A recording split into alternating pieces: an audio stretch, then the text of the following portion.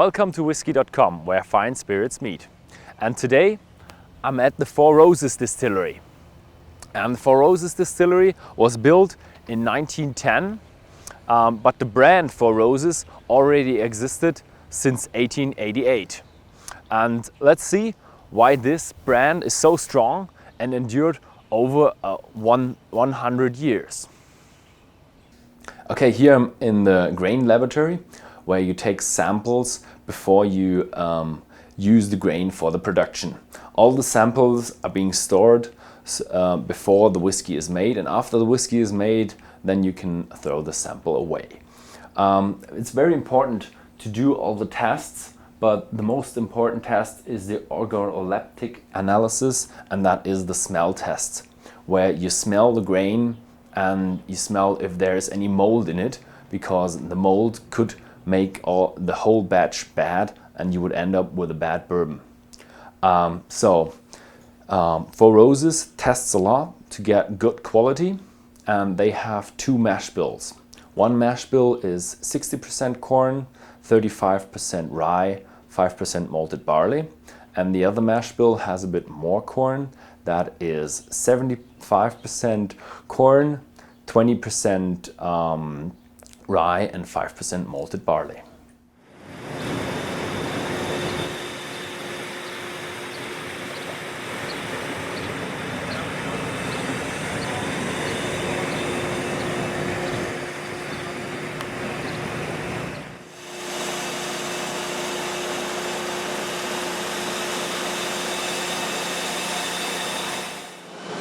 And another important ingredient for the whiskey is the yeast. And the Four Roses Distillery takes great pride in their 5 yeast strains. They have 5 individual yeast strains, and all the yeast strains can be combined with one mash bill. And it makes a unique and individual whiskey that is being distilled and then matured. After the maturation, they combine the whiskey into a whiskey that is for the Four Roses brand. And here we see the yeast growing inside a yeast tub, and you can already smell that is very special.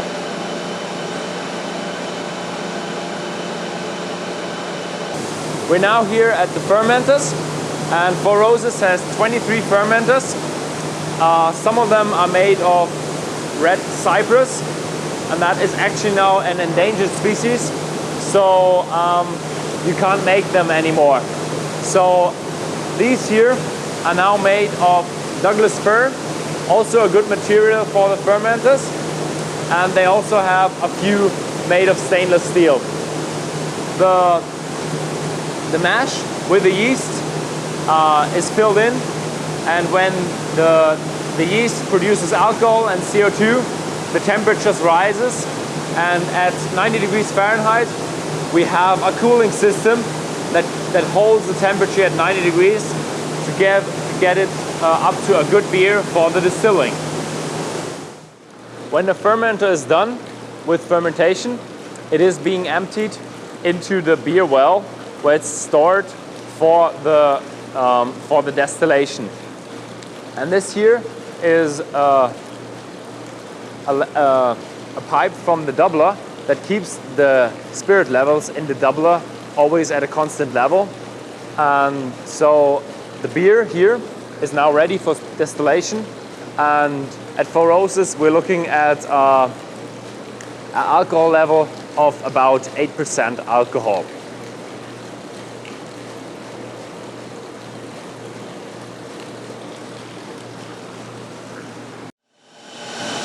Now we're in the still house of Four Roses, and in the left side of the picture we have the beer still, and that stills the beer up to 132 proof, that is 66% ABV.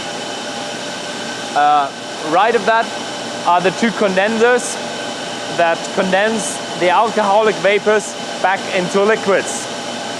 And here we have the low wines, the tail house of the low wines, where you can taste and sample if everything is all right. What's great about Four Roses is that you can see the doubler. It's very hot, and it doubles it up to 140 proof, and that is 70% alcohol. And over here we have the tail box. That is the sampling station and measuring station for the white dog that comes off the condenser of the doubler.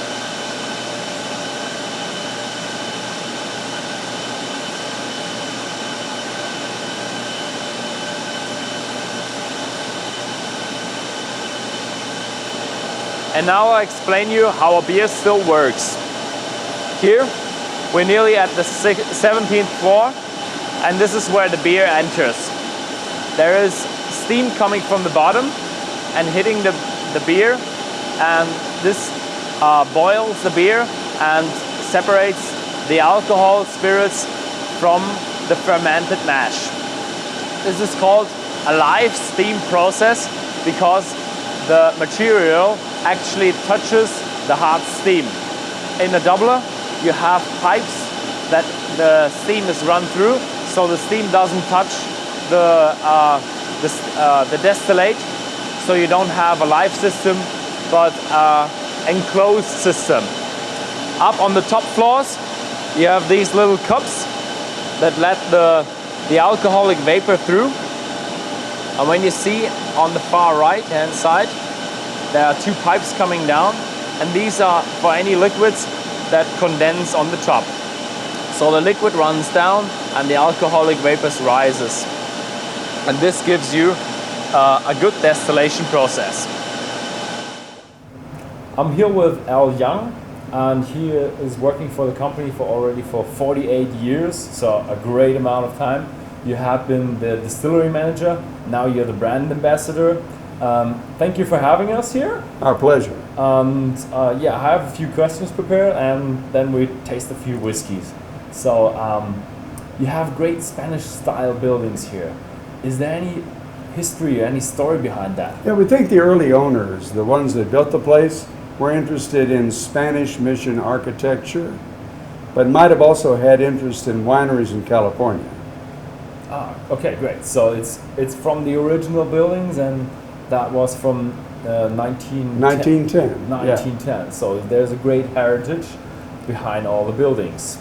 Okay, so what are we having today? We're having small batch, and small batch first was produced in 2006, and it's a combination of our two mash bills that you talked about earlier, and two yeasts. One is the K yeast for spice, and the O is for delicate fruit.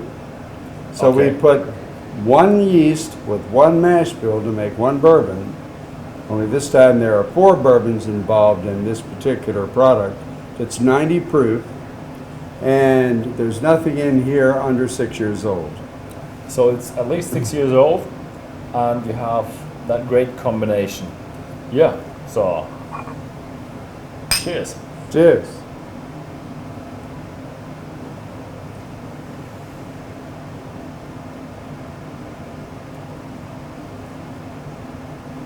Oh, great, yeah.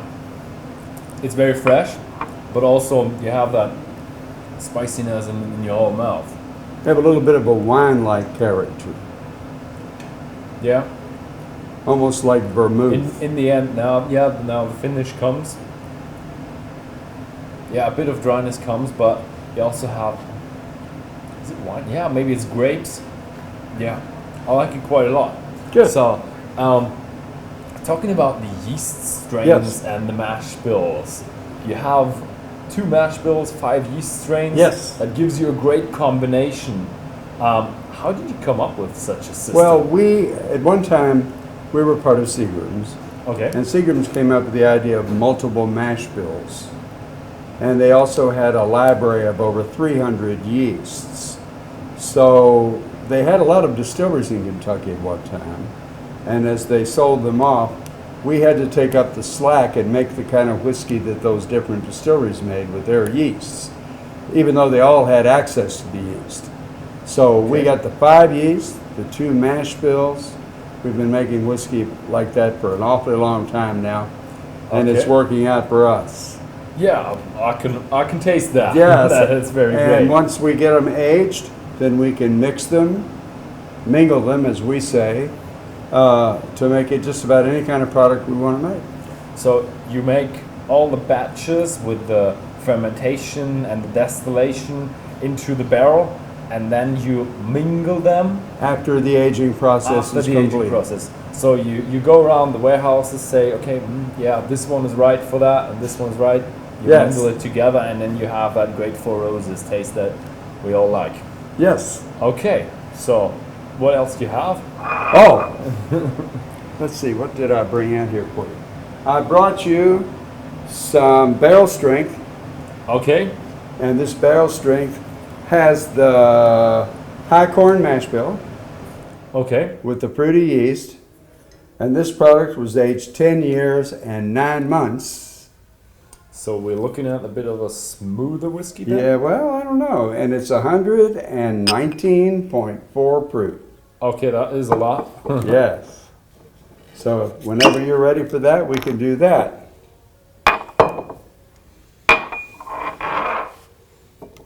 Okay, so we're going to offer you some Four Roses single barrel, private barrel selection. Okay, This is whiskey that Jim chose for the gift shop only. okay, so you can only get that Only here here. at Four Roses. Yes. Okay, So, 10 years, 3 months, 10 years, 3 months. Oh. and it's 119.4 proof. Well, that is a lot. So, Cheers. cheers. Mmm.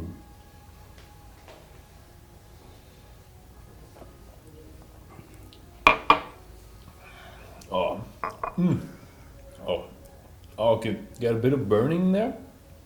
It's cask strength, definitely, but it develops. I like it.